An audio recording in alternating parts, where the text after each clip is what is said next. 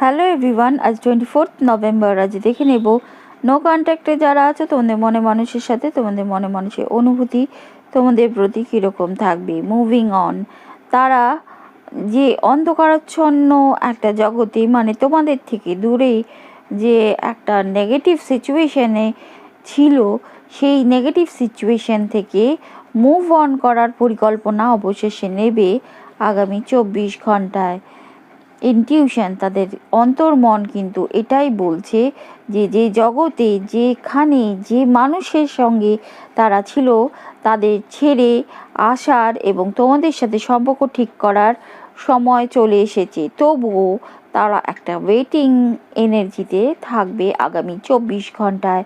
আরেকটু ভাবি, আরেকটু সময় নিই, এরকম একটা মানসিকতা তাদের থাকবে তোমাদের কন্ট্যাক্ট করার বা কন্ট্যাক্টে আসার।